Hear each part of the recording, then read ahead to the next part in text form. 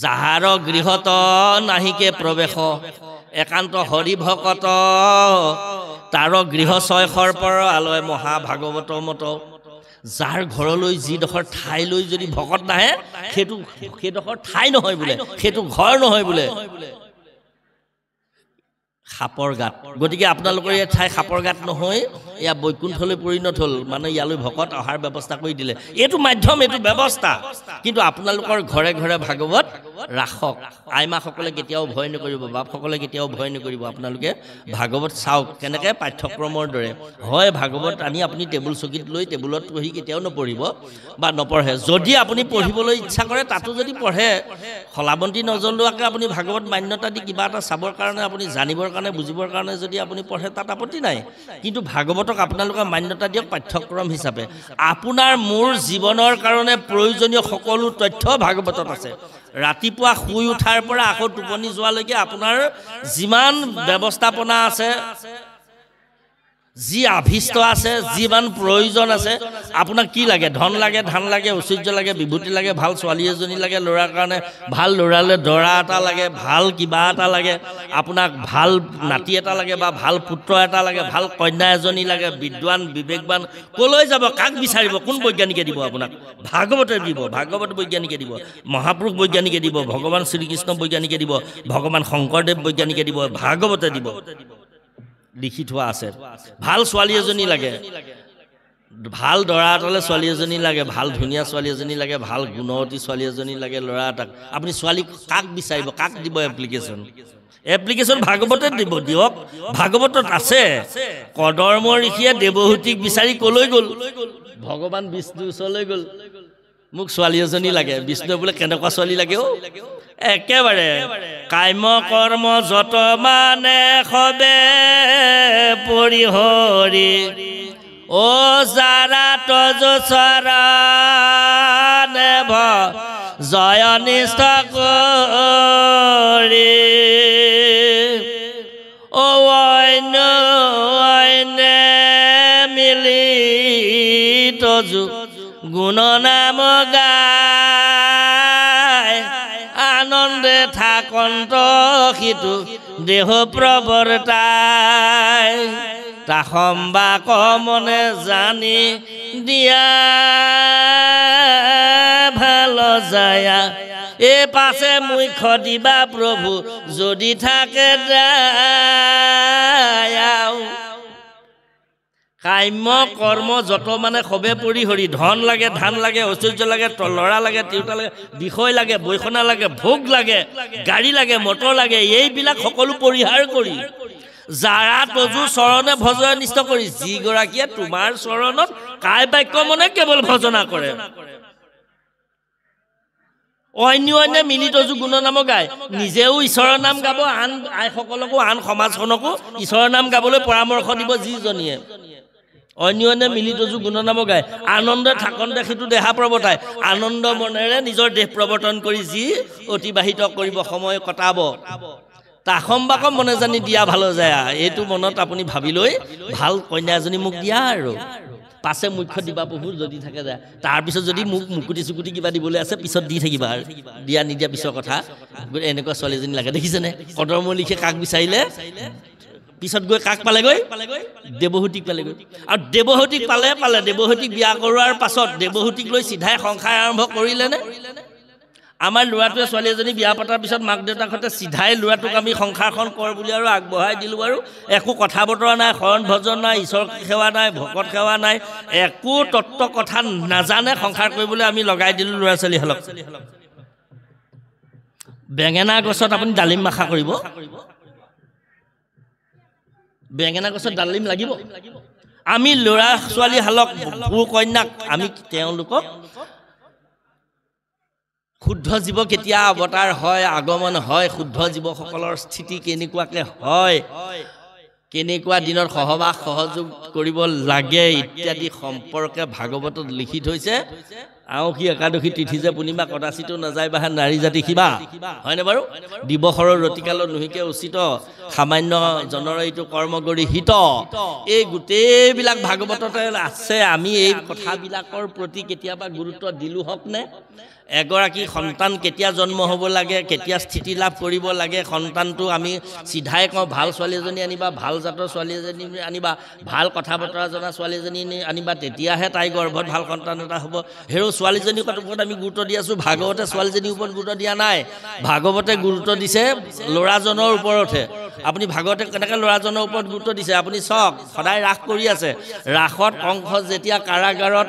কংসই যেতিয়া বসুদেৱ দৈৱকীক বন্দী কৰি থৈ দিলে, 6টা ল'ৰা জন্ম হ'ল, 4টা ল'ৰাকে কংসই শিলত আচাৰি মাৰিলে, সপ্তম গৰ্ভত স্থিতি লাভ কৰিলে দৈৱকীৰ উদৰত স্বয়ং প্ৰভু অনন্তই বলৰামে। অনন্তক ভগৱান বিষ্ণুৱে যোগমায়া মহামায়া ডাক্তৰণীক মাতি আনি ক'লে, আমাৰ মা আমাৰ আই দৈৱকী গৰ্ভত মোৰ দাদা বলৰাম অনন্ত ৰূপেৰে স্থিতি লাভ কৰিছে, অনন্তই বলৰাম ৰূপেৰে স্থিতি লাভ কৰিছে, মোৰ মাৰ পৰা গৰ্ভটো নি ৰোহিণী গৰ্ভলৈ লৈ যোৱা, আৰু তুমি যশোদাৰ ঘৰত জন্ম হোৱাগৈ মই সেই মাৰ খালী ঠাইলৈ যাম। এই বুলি ভগৱান বিষ্ণুৱে মহামায়াক ক'লে। মহামায়াই দৈৱকী উদৰৰ পৰা ৰোহিণী উদৰলৈ গৰ্ভ ট্ৰেন্সফাৰ কৰিলে। আজি বিজ্ঞানে ঢেৰ আৱিষ্কাৰ কৰিছে যদিও ডাইৰেক্ট বেলেগৰ গৰ্ভৰ পৰা গৰ্ভ এটা আনি বেলেগত প্ৰতিষ্ঠা কৰিব পৰা হোৱা আজিলৈকে নাই। যদি সেইটো তথ্য কাৰোবাৰ ওচৰত আছে মই মানি ল'ম, আমি মানি ল'ম, মান্যতা দিম, কিন্তু মোৰ ওচৰলৈ সেইটো তথ্য অহা নাই।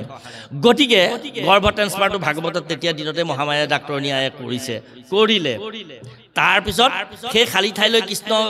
নিজে ভগৱান বিষ্ণু সোমালে, হয়নে বাৰু? এতিয়া সোমোৱাৰ আগত গৰ্ভটো যে নষ্ট হ'ল বুলিহে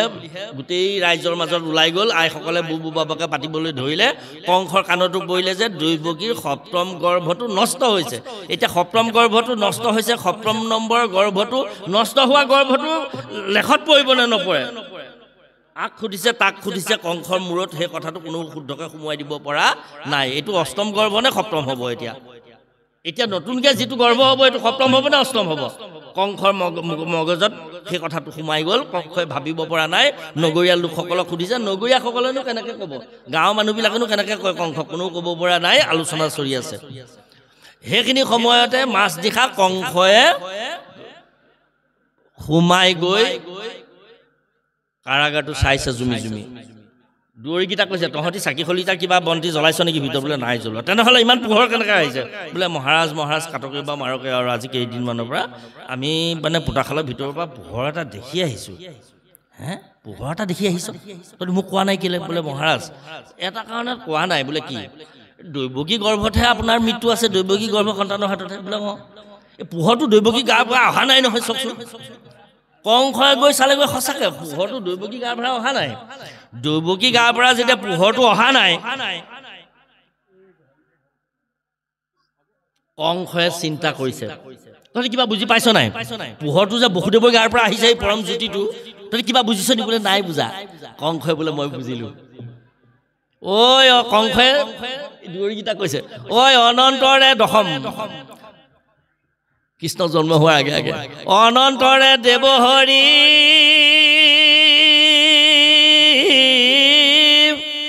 ভকতৰ ভয় হাৰে, অ বসুদেৱ মনে লৈলা বাস, পৰম বৈষ্ণৱ তেজ মনে লৈয়া বসুদেৱ, অ সূৰ্য যেন কৰন্ত কাষ,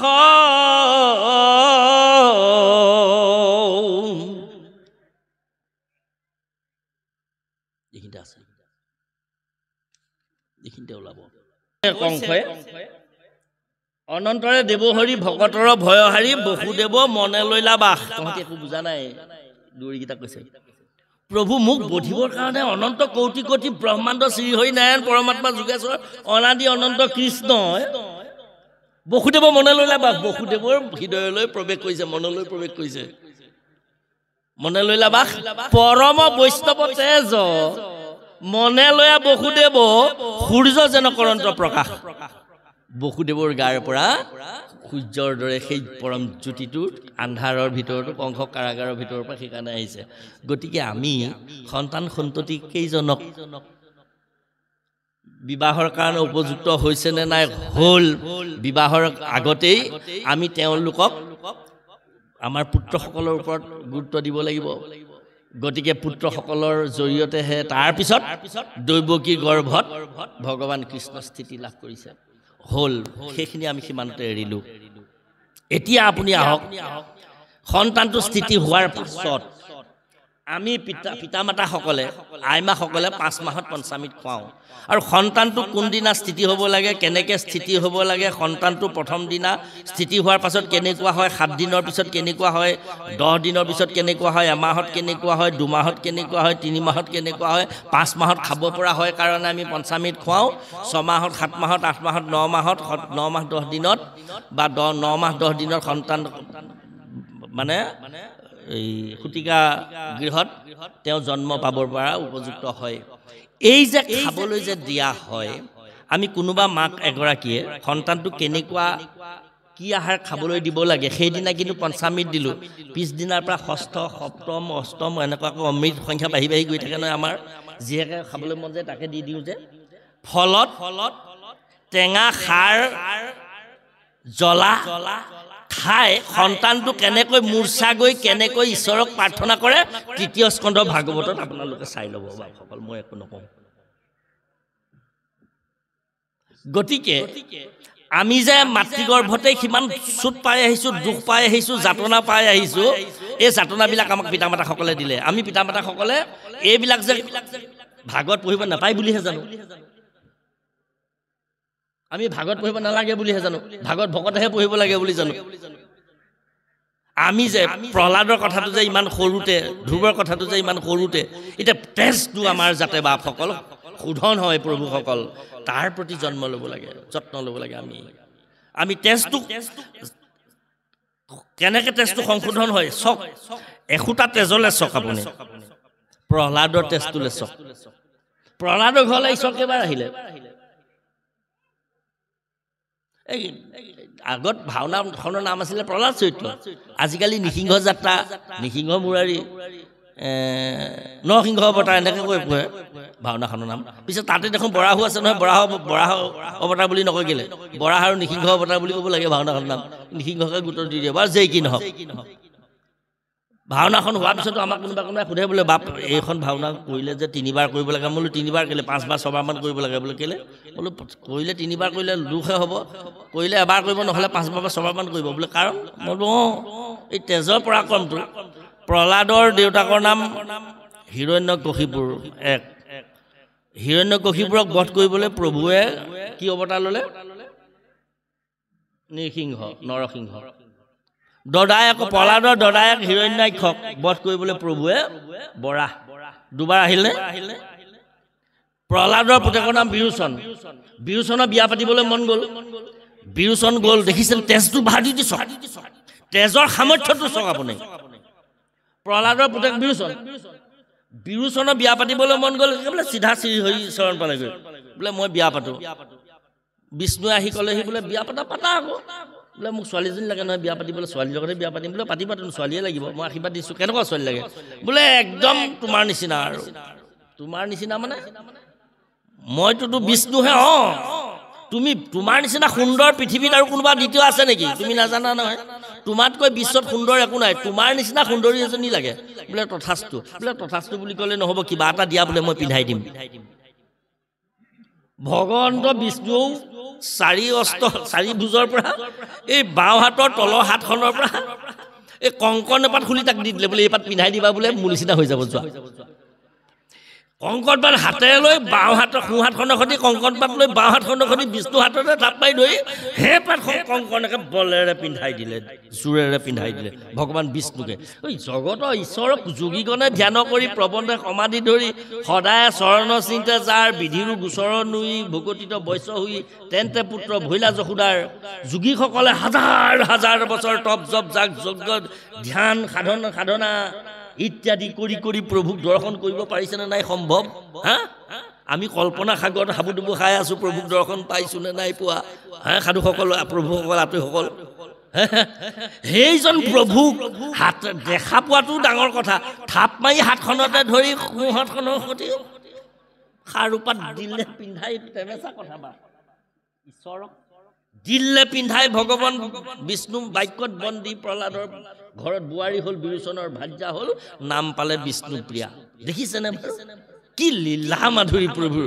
বিষ্ণুপ্ৰিয়া হ'ল এতিয়া প্ৰহ্লাদৰ ঘৰৰ বোৱাৰীজনীৰ নাম হ'ল বিষ্ণুপ্ৰিয়া কোন বিষ্ণু ত্ৰিদশত ধলিখলি লাগিল হাহাকাৰ মহালক্ষ্মী আই কন্দা কটা লাগিল প্ৰভু গ'ল প্ৰহ্লাদৰ বোৱাৰী হৈ ব্ৰহ্মা শিৱক তুতি মিনতি কৰিলে কি নাৰদক তুতি মিনতি কৰিলে মোৰ স্বামীক ঘূৰাই দিয়া কিবা এটা উপায় কৰি বোলে ৰবা চিন্তা কৰিছোঁ গোটেই ত্ৰিদশ মণ্ডলী গৈ বিৰোচনৰ ঘৰ এদিন পালেগৈ সকলো জেগাই জেগাই ৰ'ল আৰু শিৱই ব্ৰহ্মাই নাৰদে মানে গৈ আৰু সন্মুখত দেখা দিলে সেইদিনা বিৰোচন নাছিল ভৰি হাত ধুৱাই পখলাই আৰু পায়স পৰমান্ন আগবঢ়াই দিওঁতেই তেওঁলোকেও অকণমান গ্ৰহণ কৰিলে তাৰপিছত আৰু ধৰিলে থাপ মাৰি দিনুৱে ধৰি খাৰুপাততে গোলমাল আছে গতিকে খাৰুপাত ব্ৰহ্মা নাৰদে উলিয়াই আনিলে সদাশিৱই আইগৰাকীক ধৰি দিলে মানে বিষ্ণুপ্ৰিয়াক ধৰি দিলে ওলাল বিষ্ণু হৈ থাকিল খাৰু গ'ল খাৰুপাত খুলি দিয়াৰ লগে লগে বিষ্ণু হ'ল বিৰোচন আহি পাই একেবাৰে ৰুদ্ৰ ৰূপ ধাৰণ কৰি ক'লে কোন তোমালোক তিনিটা কোন মোৰ পৰিবাৰক তোমালোকে পুৰুষ কৰিলা বিষ্ণু কৰিলা তোমালোক কিজনক মই আজি খুদাই নেৰিম এই বুলি ক'লে তিনি মূৰ্তি ধাৰণ কৰিলে ব্ৰহ্মাই ব্ৰহ্মদণ্ড ল'লে শিৱই ত্ৰিশূল ল'লে দেৱকী নাৰদে আৰু বিনা পাতাকে লৈ গোবিন্দ কৃষ্ণ নাৰায়ণ গীত গাব ধৰিলে তাৰপিছত আৰু তেওঁলোকে ক'লে তুমি জগতৰ ঈশ্বৰক পত্নী কৰিবা আৰু এয়াৰ তোমাৰ কাম গতিকে তোমাক কি খুদাই এৰিম দেখিছা ব্ৰহ্মদণ্ড দেখিছা ত্ৰিশূল বোলে বাৰু তোমালোকক চিনি পালোঁ তোমালোক বাৰু এতিয়াও জয় হোৱা নাই তোমালোকৰ ঈশ্বৰক তুমি লৈ যাবা তোমালোকে কিন্তু তোমালোকেতো এটা কথা জানা নাই নহয় বোলে কি তোমালোকৰ ঈশ্বৰ আমাৰ ফালৰ পৰা গৰ্ভাৱতী হে তোমালোকৰ ঈশ্বৰৰ গৰ্ভত এটা সন্তান আছে সেইটো উলিওৱা এতিয়া আকৌ মোৰ দেউতাক মোৰ প্ৰভুক তোমালোকৰ প্ৰভুক এতিয়া মোৰ পত্নী কৰি আকৌ তোমাৰ খাৰুপাত পিন্ধাই দিয়া শিৱই ব্ৰহ্মাই নাৰদে বিপদত পৰিল নহয় দেৱতাসকল বিপদত পৰিল নহয় এই প্ৰভুৱে এই ত্ৰিপুৰাৰীক ক'লে মানে শিৱৰ ফাললৈ চাই ইংগিততে ক'লে তাৰমানে ত্ৰিশূল পাতক ইংগিত দিলে যে ত্ৰিশূল পাত লৈ এইখিনিতে ফালি মোক কেঁচুৱাটো উলিয়াই দিয়া এই মানে চিজাইন কৰি দিলে তেতিয়াও চিজাই নাছিল বা সকলাই প্ৰভু ত্ৰিপুৰাৰীয়ে এই সোঁফালে কৰঙনলৈকে পেটটো ফালি বিষ্ণুৰ দেহৰ পৰা বলেৰে জন্ম দিয়াৰ কাৰণে তেখেতৰ নাম হ'ল বলি বিৰোচনৰ পুতেক বলি দেখিছেনে তেজৰ পৰাক্ৰম বলি কি হ'ল বলিৰ উৎপাত হ'ল বলিক চালনা কৰিবৰ কাৰণে প্ৰভুৱে 4 নম্বৰ বাৰৰ কাৰণে বলিৰ ঘৰলৈ আহিল বামন হৈ বলিক সুতললৈ পঠিয়ালে সুতলত গৈ থাকিল সেইটো মহাসত্য যুগৰ কথা তেতা যুগ গ'ল মাজত দ্বাপৰ যুগত কৃষ্ণ হ'ল বলি সুতলত আছিল এতিয়াও বৰ্তমান সুতলত বলি আছে দ্বাপৰ যুগত কৃষ্ণই সুতললৈ দুবাৰ গৈছে মই শেষবাৰৰ কথাটো কওঁ মাজৰবাৰ এৰি থৈ আহিলোঁ শেষবাৰৰ যোৱাৰ কাৰণ হ'ল দৈৱকীক ক'লে দৈৱকীয়ে ক'লে কৃষ্ণ বলৰামক যে তোমালোকে শান্তিপনী গুৰুৰ গৃহত গুৰু দক্ষিণা কি দিলা মৃতপুত্ৰ আনি দিলা তোমালোক ৰামকৃষ্ণ কোন মৰে জানিবলৈ বাকী নাই অনন্ত কোটি ব্ৰহ্মাণ্ড ঈশ্বৰ হে ৰামকৃষ্ণ তোমালোক দুইটা জন্ম হোৱাৰ আগত মোৰ গৰ্ভত আৰু 6টি সন্তান জন্ম হৈছিল গতিকে সন্তান 6টা তোমালোকে মোক আনি দিয়া দৈৱকী ক'লে এটা দ্বাপৰ যুগত মই তেজৰ পৰাক্ৰমটো দেখুৱাইছোঁ চব তাৰপিছত কৃষ্ণই বোলে আনি দিম এই বুলি কৈ বলৰামৰ সমন্বিতে ৰথ এখনত উঠি কৃষ্ণ গৈ সুতলৰ দুৱাৰমুখ পালেগৈ সুতলৰ দুৱাৰমুখত পাঞ্চজন্য শংখ বজালে বলি প্ৰহ্লাদে নাম গাই আছিল নাম কীৰ্তনৰ মাজতে শুনিলে পাঞ্চজন্য নাদ ভগৱান বিষ্ণু নাদ এয়া ভগৱান এতিয়া দ্বাপৰ যুগ চলিছে বোলে দ্বাপৰ যুগত ভগৱান কৃষ্ণ গতিকে কৃষ্ণই আহিছে গতিকে আমি যাওঁ বুলি কৈ বলিয়ে প্ৰহ্লাদে দুৱাৰমুখত সেৱা কৰাই পাদুদক ক্ষীৰত লৈ ধুৱাই পখলাই সেৱা সন্মান কৰি আনি পঞ্চামৃত ভক্ষণ কৰোৱাই কান্দি কাটি সুধিলে প্ৰভু মোৰ ইমান ভাগ্য নাই মোৰ দেউতাক মোৰ খুৰাক মোৰ আজু ককাক এই সকলক উদ্ধাৰ কৰিবৰ কাৰণে তুমি বাৰম্বাৰ আহিছা মোক বামন ৰূপেৰে হোটেললৈ পঠিয়ালা ইয়ালৈও তুমি আহি মোক দৰ্শন দিলাহি মই কি কৰিম এতিয়া মোক উপায় এটা দিয়কচোন মই কি কাম সাধনা কৰিম কেলে আহিলে ইয়ালে কিবা এটাটো উদ্দেশ্য লৈ আহিছা তেতিয়া ভগৱান কৃষ্ণয়ে বলিক ক'লে বুপাই বলিও মই এটা কাহিনী কওঁ শুন কাহিনীটো কি এই ব্ৰহ্মাৰ পুতেকৰ নাম মৰিচিৰ 6টা ল'ৰা আছিলে স্মৰ পৰিস্মৰ উদ্গৃথ পতংগ ক্ষুদ্ৰভিক্ষ ঘিনি একদম ব্ৰহ্মাৰ দৰে পবিত্ৰ চাৰি সিদ্ধৰ দৰে পবিত্ৰ নিৰ্মল অন্তৰ হৃদয়ৰ এদিন পদ্মজনী ব্ৰহ্মাই নিজৰ দুহিতা সৰস্বতীলৈ কামভাৱেৰে যোৱাত এওঁলোকে দেখি ব্ৰহ্মাক অটহাস্য কৰি ব্ৰহ্মাক ইতিকিং কৰি ঠাট্টা কৰি বহুত লাঞ্ছনা গঞ্জনা কৰিলে হাঁহিলে ব্ৰহ্মাই অসুৰৰ জনীত জন্ম লগৈ বুলি অভিশাপ দিলে এই 6টায়ে বাৰে বাৰে ব্ৰহ্মাৰ খাৱত আহি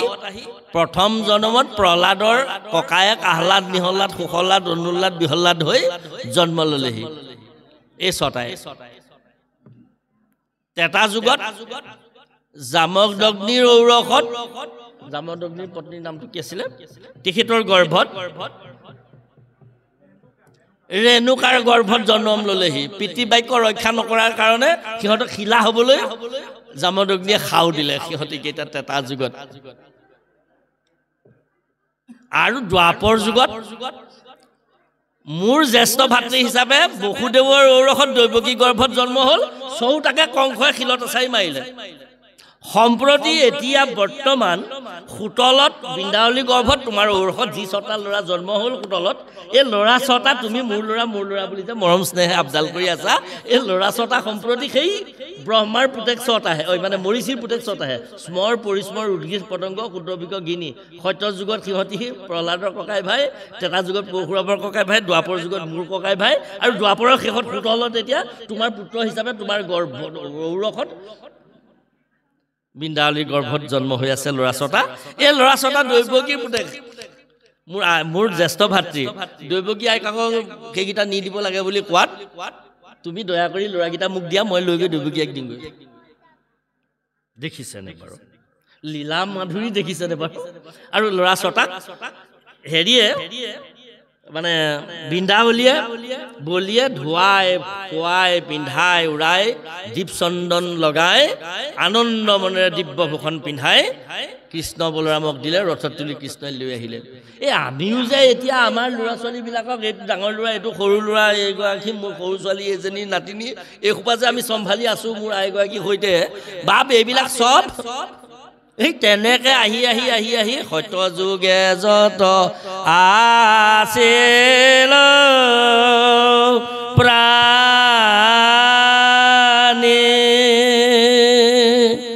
কলিত জন্মিব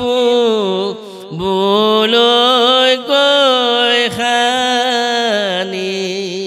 এই তেৰাসকলে সত্য যুগৰ পৰা বাঞ্ছা কৰি আছে তেওঁলোকে আহি দ্বাপৰ যুগত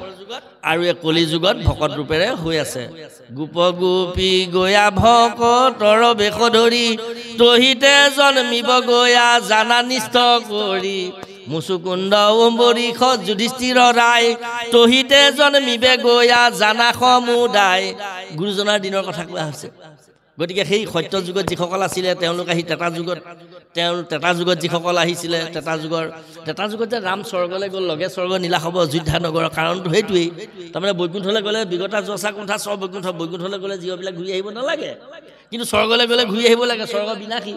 সেইকাৰণে লগে স্বৰ্গে নীলা হ'ব অযোধ্যা নগৰে সকলোকে স্বৰ্গলৈ লৈ গ'ল আকৌ দ্বাপৰ যুগত তেওঁলোক ইয়ালৈ ঘূৰি আহিল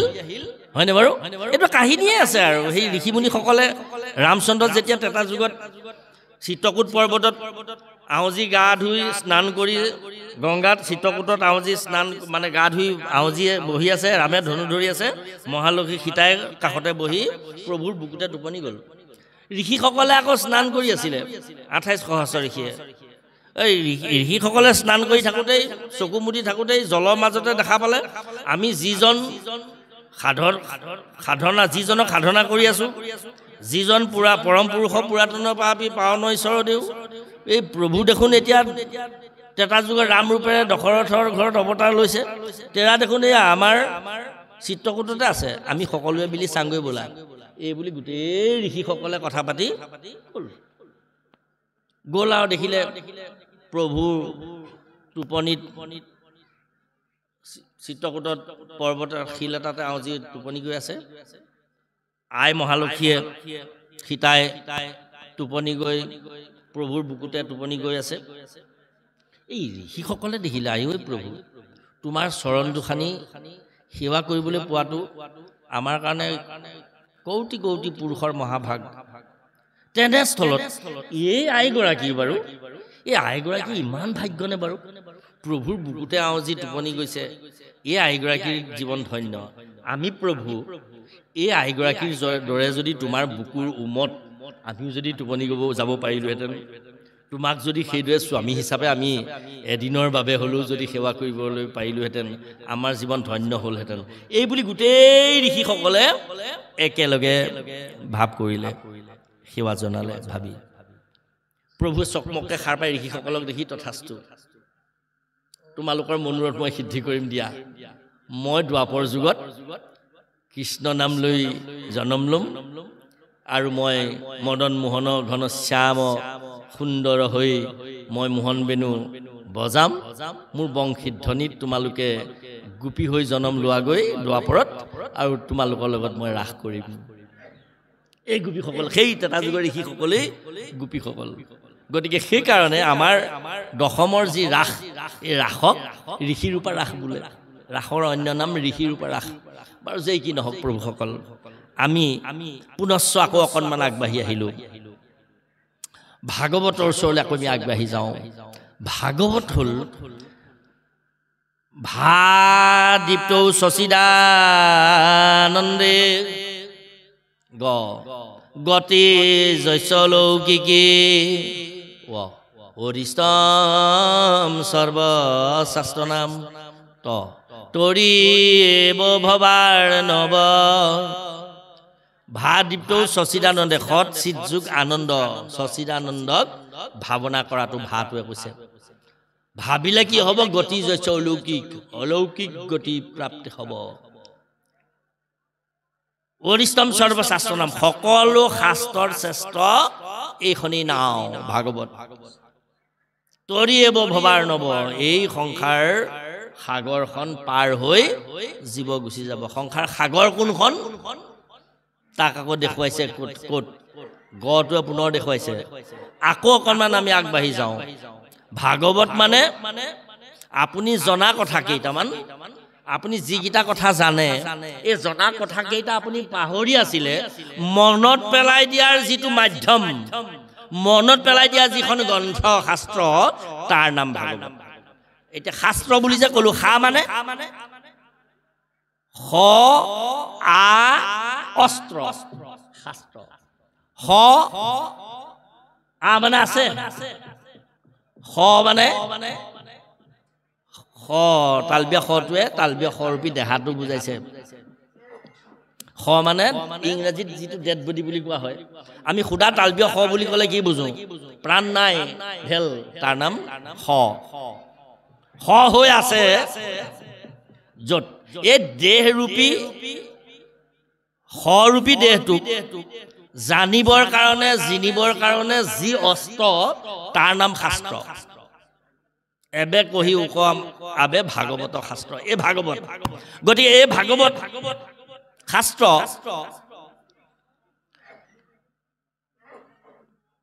ভাপদে ভগৱন্ত ভক্তিকে কহয়, গ পদে গোবিন্দৰ গুণ নামচয়, অ পদে বেদৰ হিসেৱ অভিপ্ৰায়, ত পদে তৰি উক কৃষ্ণ গুণ গায়। বিশেষ যত্ন বা বৰ ভয় কৰিবলগীয়া কথা ইয়াত নাই, তেনেই উজু। ভাপদে ভগৱন্ত ভক্তিকে হয়, ভগৱন্তত ভক্তি কৰাটোৱেই শাস্ত্ৰই কৈছে। গ পদে গোবিন্দৰ গুণ নামচয়, ভগৱন্তৰ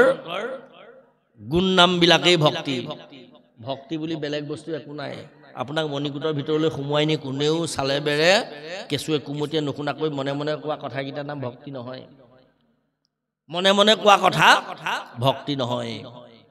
কেতিয়াও হ'ব নোৱাৰে মুকলিকে শাস্ত্ৰৰ কথাকেইটাক মহাপুৰুষে 12 স্কন্ধ লিখিছে এই 12 স্কন্ধ ভাগৱতত মনে মনে লিখা কথা একো কথা নাই মনে মনে কোৱা কথা একো কথা নাই গতিকে ভাপদে ভগৱন্ত ভক্তিকে কহে গ পদে গোবিন্দৰ গুণনাম ছয় ও পদে বেদৰ এহিষে অভিপ্ৰায় ত পদে তৰিব কৃষ্ণ গুণ গায় ভগৱন্তৰ ভক্তি কৰাটোৱে ভক্তি হ'ল মূৰ জন্ম কৰ্ম মুহুৰেষে গুণনাম আকেষে কীৰ্তন কৰি বেকয় বিশ্ৰাম অমূৰ নাম কীৰ্তনত কৰিবে কৰতি ইহাকে বুলিলো মই উত্তম ভগতি মই ক'ত কেনেকৈ জন্ম ল'লোঁ মই জন্ম লৈ কি ক'ত কৰিলোঁ মোৰ জন্ম কৰ্ম মুহুৰেষে গুণনাম আৰু মই কামবিলাক কৰোঁতে মোৰ একো একোটাকৈ নাম হ'ল যেনে গৰু চৰাই থকাৰ কাৰণে গোপাল গোবৰ্ধনধাৰী গোবৰ্ধন ধাৰণ কৰাৰ কাৰণে মোক আৰু এইজন যে খেদি নিছিলে যে তেওঁৰ নামটো কি আছিলে জৰাসন্ধ নহয় ইজন খেদি যে নিছিলে কৃষ্ণ যেন দৌৰি দৌৰি গৈ যে গুহাটোত শুই দিলেগৈ কালজবনে যেতিয়া কৃষ্ণক খেদি লৈ গৈছে তই দেখোন বৰ পৰাক্ৰমী বুলি ক তোতকৈ শক্তিশালী কোনো নাই বুলি ক তই আকৌ মোৰ ভয়ত পলাইছ যে কৃষ্ণই জানে কালজবনক মই মাৰিব নোৱাৰিম কালজবনৰ মৃত্যুটোৰ ৰহস্য আছে গতিকে কালজবনক মই জেগালৈ লৈ যামগৈ মুচুকুণ্ড গুহালৈ হয়নে বাৰু লৈ গৈছে আৰু সেই কথাটোতো কালজবনে নাজানে কালজবনে আকৌ নাম এটা দিছে বোলে ৰণচুৰ ৰণচুৰ সেইটো এটা প্ৰভুৰ বেলেগ নাম ৰণচুৰ মানে যুদ্ধ এৰি পলাইছ তোতকৈ ৰণচুৰ কোন আছে ৰণচুৰ বুলিলে আপোনাৰ মোক নুবুজায় ৰণচুৰ বোলে ভগৱান কৃষ্ণৰ আন এটা নাম ৰণচুৰ এইবিলাক গুণৰ নাম আকেষে কীৰ্তন কৰিবে ক বিশ্ৰাম এইবিলাককে এই ভাগৱতত ঈশ্বৰৰ গুণনামে আছে এইবিলাককে বিশ্ৰাম নোলোৱাকৈ আপুনি অবিশ্ৰাম কৈ থাকক গাই থাকক শুনি থাকক মোৰ নাম কীৰ্তনত কৰিবে ৰতি মোৰ গুণনামবিলাকত কথাবিলাকত যি ৰতি কৰিব প্ৰেম কৰিব শ্ৰদ্ধা কৰিব ভক্তি কৰিব শুনি ভাল পাব আকেষে বুলিলো মই উত্তম ভগতি আকে ভগতি বোলে গতিকে ভাগৱতৰ অৰ্থ সেয়া আকৌ যদি আপুনি আৰু আগবাঢ়ি যায় আমি যে 12 স্কন্ধৰ কথা ক'লো 12 মন্ত্ৰৰ কথা ক'লো ওম ইতি উচাৰয়েত মোহনিদ্ৰা দ্ৰপলায়তে ত্ৰয়োগস্তাং জগন্নাথং ত্ৰাহেমাং মধুসূদনম ই কি ক'লে ওমটোৱে কি কৈছে ওম ইতি উচাৰয়েত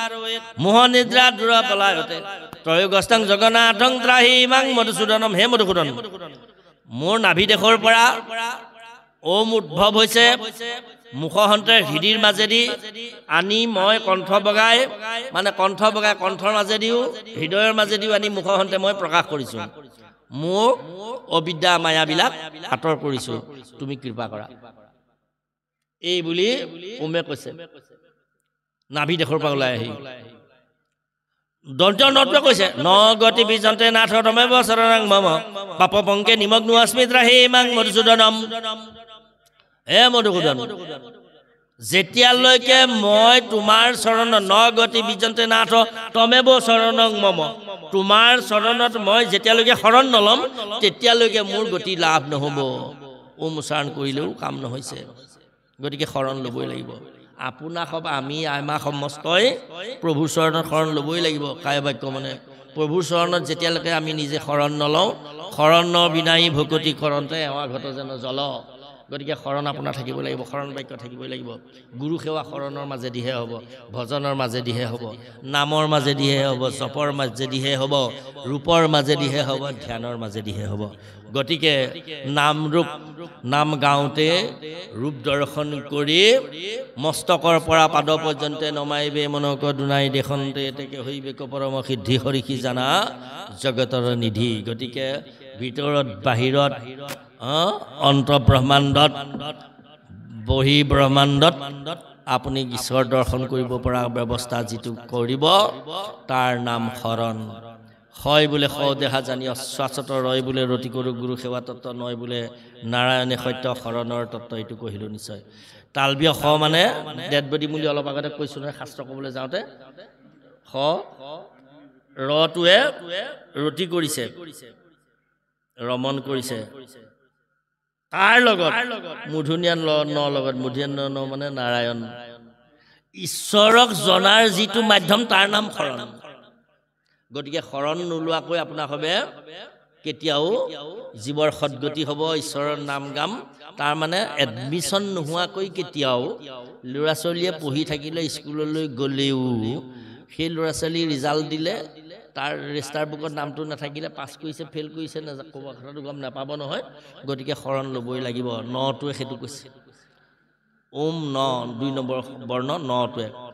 ওম ন ভটোৱে কৈছে ভক্তিহীনঞ্চ দিনঞ্চ দুখ সুকং তৰাং প্ৰভু অনাথ অনাথ মঞ্চ ত্ৰাহিমাং মধুসূদনম ভক্তিহীন হোৱাৰ কাৰণে মোৰ শৰণো হোৱা নাই শৰণে ক্ৰিয়া কৰা নাই ওম উচ্চাৰণ কৰিছোঁ ওমেও ক্ৰিয়া কৰা নাই ভক্তিহীন হ'ব নালাগিব ভক্তিযুক্ত হ'ব লাগিব ভটোৱে কৈছে ভ গটোৱে কৈছে গতা গতেন শান্ত্ৰু হস্মি দীৰ্ঘ সংসাৰ বটমাসু পুনৰাগন্তু মিশ্বাচিত ৰাহি ইমাং মধুসূদনম গতা গতেন শান্ত্ৰু হস্মি দীৰ্ঘ সংসাৰ বটমাসু এই দীঘলীয়া সংসাৰ চোৱাত গতা গতেন শান্ত্ৰু হস্মি আমি কেৱল অহা আৰু যোৱা যোৱা আৰু অহা এই দুটাহে হৈ আছে আৰু একো হোৱা নাই আমি যেন নাম ঘোষাত যেন গাওঁ বা মহাপুৰুষে লিখিছে মাধৱ পুৰুষে বিঘ্নিৰ মুণ্ডত হৰি দিয়া হৰি গুণ গায়া নাচা হয়নে বাৰু বিঘিনী গুচাৱে এই বিঘ্নিৰ মুণ্ডত ভৰি দিয়া হৰি গুণ গায়া নাচা এই বিঘিনী কি কেঞ্চাৰ টিবি প্ৰেছাৰ ষ্ট্ৰোক এইবিলাক বিঘিনী আমাক কয় আকৌ আপুনি নাম গাইছে আপোনালোক ভকত মানুহ আপোনালোকে আকৌ দৰৱ কেলে খাব লাগে আমি তাৰ উত্তৰটো দিওঁ হেৰৌ ভকতে সেইটো কাৰণে নাম গোৱাই নাই দেহৰ কথা চিন্তা কৰি পৰীক্ষিতে ভাগৱত শুনিবলৈ গৈছিল নেকি যেতিয়া ৰাজঋষি দেৱঋষি ব্ৰহ্মঋষিয়ে পৰীক্ষিতক আৱৰি ধৰিলে দেৱতাসকলো আহিলে দেৱতাসকলক দেখি পৰীক্ষিতে কান্দি কান্দি প্ৰাৰ্থনা কৰিলে তোমৰা হ'ব পাৰিষদ গোবিন্দৰ পবিত্ৰ কৰিয়া ফুৰা লোকৰ নিৰন্তৰ সেই পাৰিষদসকল আপোনালোকো আহিলে সেই দেৱতাসকল আপোনালোকে মোক কৃপা কৰিলে আপোনালোকো কেলে আহিলে বোলে নহয় আমি এইকাৰণে আহিছোঁ সেই অমিতৰ ঘৰটো আমি লৈ আহিছোঁ দেখিছা নাই বোলে দেখিছোঁ অমিত অকণমান খুৱাই দিম তোমাৰ দেহটো অজৰমৰ হ'ব আমাৰ নিচিনা পাৰিষদী তনু এটা পাবা দেৱ তনু এটা পাবা আৰু তোমাক আৰু তক্ষকে দংশন কৰিলেও নমৰা তোমাৰ দেহ অজৰমৰ হ'ব হা মইটোতো দেহটোৰ কথা চিন্তা কৰি মই গংগা তীৰলৈ অহা নাই নহয় মই সেই দেৱতাসকল সেই সাধুসকল সেই ৰাজঋষি সেই ব্ৰহ্মঋষি সেই দেৱঋষিসকল মই আহিছোঁ আত্মাৰ কল্যাণৰ কাৰণে মোৰ জীৱাত্মাই পৰমাত্মাৰ ওচৰত যাবনে নাযায় এতিয়া মোৰ কথা সেইটোহে গতিকে মই সেইকাৰণে ভাগৱতৰ ওচৰলৈ আহিছোঁ এতিয়া আমাৰ কথাও সেইটো আমি দেহটোৰ কাৰণে ঈশ্বৰ সেৱা কৰা নাই নহয় আমি আত্মাৰ কল্যাণৰ কাৰণে ঈশ্বৰ সেৱা কৰিছোঁ গতিকে এইটো কোনটো বিঘিনিৰ কথা কৈছে বিঘ্নিৰ গতা গতেন শান্ত্ৰু হস্মি দীৰ্ঘ সংসাৰ বটমাসু পুনৰাগন্তু মিছাচি ত্ৰাহিমাং মধুসূদনম হে মধুসূদন আমি কেৱল গতা গতেন জন্ম হৈছোঁ মৰিছোঁ জন্ম হৈছোঁ এইটোৱে অহা আৰু যোৱা আৰু অহা আহিলোঁ সংসাৰলৈ হয়নে বাৰু আৰু আছোঁ এদিন সকলো আমি ইয়াৰ পৰা গুচি যাম হয়নে এইটো এই ব্যৱস্থা কোনোবা এজন গ'ল কি হ'ল বোলে কেঞ্চাৰ হ'ল কেনেকৈ মৰিলে বোলে কেঞ্চাৰ হৈ মৰিলে কেনেকৈ মৰিলে কেঞ্চাৰ হৈ মৰিলে শুদ্ধ কেলে মৰিলে উত্তৰ কি কেলে মৰিলে উত্তৰ কিবা আছেনে প্ৰভু কেলে মৰিলে উত্তৰ আছে কি জন্ম হ'বলৈ ভাগৱতত বাৰে বাৰে কৈছে দেখোন তনু উপজন্তে মৃত্যু উপজে লগতে হয়নে গতিকে জন্ম হয় যেতিয়া জন্ম হৈ আহোঁতে আমি আৰু এটাক জন্ম দি আহিছোঁ কি জন্ম দি আহিছোঁ হয় নহয় জন্ম হৈ আহোঁতে আমি মৰণকো জন্ম দি আহিছোঁ আমাৰ লগত মৃত্যুটো লাগি আহিছে এদিন আমি ইয়াৰ পৰা যাব লাগিব আমাৰ এদিন মৃত্যু হ'ব হয়নে বাৰু খাটাং প্ৰভু এই ৰোগটোৰ নাম কি ভৱৰোগ জন্ম হলে মৰিব লাগে মৰিলে জন্ম হ'ব লাগে এই বিঘিনি এইটো বিঘিনিৰ কথাহে শাস্ত্ৰত কোৱা হৈছে দেহৰ বিঘিনিৰ কথা কোৱা নাই যদি দেহৰ বিঘিনিৰ কথা কয় তেতিয়াও ভকতসকলে সাধুসকলে আপোনাক হবে দৰব খাব পাৰিব ভাগৱতে কৈছে কেলে সাগৰ মথন্তে অমৃতৰ ঘট ধৰি ধনন্তৰী নামে অব তাৰ তুমি হৰি ও যত বৈদ্য শাস্ত্ৰ ছয় কৰিলা প্ৰকাশ ও যাহা জানিলে হুৱে ব্যাধিৰ বিনাশ হয়নে ভগৱন্তই নিজে অমৃত মন্থনত ধনন্তৰী অৱতাৰ লৈ যিমান বিলাক বিষ ওলাই মৰিছিলে গোটেইবিলাকক বচাই দিবৰ কাৰণে অৱতাৰ লৈ আহিলে যত বৈদ্য শাস্ত্ৰ ছয় কৰিলা প্ৰকাশ সেই বৈদ্য শাস্ত্ৰ ছয় মানে ডাক্তৰ কবিৰাজ বিলাক তাত নপৰিব নেকি বাপকত পৰিব নে নপৰে সুধিছো বা আপোনালোকক পৰিব হয়নে বাৰু গতিকে ডাক্তৰ কবিৰাজ সকলো পৰিছে গতিকে দেহটোৰ কাৰণে আপোনালোকে সেইটো ব্যৱস্থা কৰক আপত্তি নাই গতিকে আত্মাৰ কাৰণে গতাগতন শান্তৰশ্মি দীৰ্ঘ সংসাৰ বটমসু পুনৰাগন্তু বিশ্বাসিত ৰাহিবাং মধুসূদনম দীৰ্ঘ সংসাৰ বটমসু দীঘলীয়া পথ চোৱাত দীঘলীয়া বাট চোৱা বুলিছে এই বাট চোৱা কোন চোৱা জানে চাওৰং বিংশতি লক্ষং জলজং নৱ লক্ষণ চ কুন্মাংস দশ লক্ষণ চ পশুনাংশ ত্ৰিংশ লক্ষণ চ পক্ষীনা চতুৰ লক্ষণ চ বানৰা দ্বি লক্ষণ চ অৰ্ধমানৱা হিতাহিত জ্ঞান শূন্য তাতো মনুষ্যত প্ৰাপ্তি কৰ্ম সাধক আপুনি টোটেল কৰি দিয়ক চাওৰত বিংশতি লক্ষং 20 জলজং নৱ লক্ষং 9 লক্ষণ চ কুন্মাংস উভচৰ দশ লক্ষণ চ পশুনাংশ 10 লাখ বাৰ পশু ত্ৰিংশ লক্ষণ চ পক্ষীনা পক্ষী চতুৰ লক্ষণ চ বানৰা 4 লাখ বাৰ বানৰ 2 লাখ বাৰ অৰ্ধমানৱ টোটেল কৈ দিয়ক 84 লক্ষ এই 84 লক্ষ বাৰ যে আমি আহি এইবাৰ এনেকৈ আহি এইখিনি পালোহি নামটো পল্লৱ চুতীয়া নামটো সোণাৰাম ভাগৱতী এইবাৰ আমাৰ নামটো কি অভিজিত চুতীয়া হয়নে বাৰু এই যে নামসকল আছে আপোনালোকৰ ইয়াত যে নামসকল আছে হয়নে বাৰু হিৰণ্যজিৎ দুৱৰা অম্লানজ্যোতি দাস যাৰ নামে নাথাকক কিয় এই সাধুসকল আমি আপোনালোক প্ৰত্যেকৰে নাম কোৱা নাই যেনিবা যিজনা দেখিছো মনলৈ আহিছে তাকে কৈছো আমি যে এইটো লল্লো এইটো যে কৰিলো এইবাৰ ইয়াৰ কিমান বাৰ তৃতীয় স্কন্ধ ভাগৱতত জীৱৰ তামসিক গতি নামৰ অধ্যায়টোত কৈ পাইছে কিমান বাৰ আহি মহাপুৰুষ শংকৰদেৱ গুৰুজনাই কৈছে কীৰ্মিকীত হস্তি ঘোঁৰা মৃগ বিষপক্ষী উত গৰু মহিষপ শুকজত দেখি ই সবাৰো গৃহতে বাৰে ভৈলো জাত অনেকৰ ভৈলো প্ৰভু ভিত অসংখ্যাত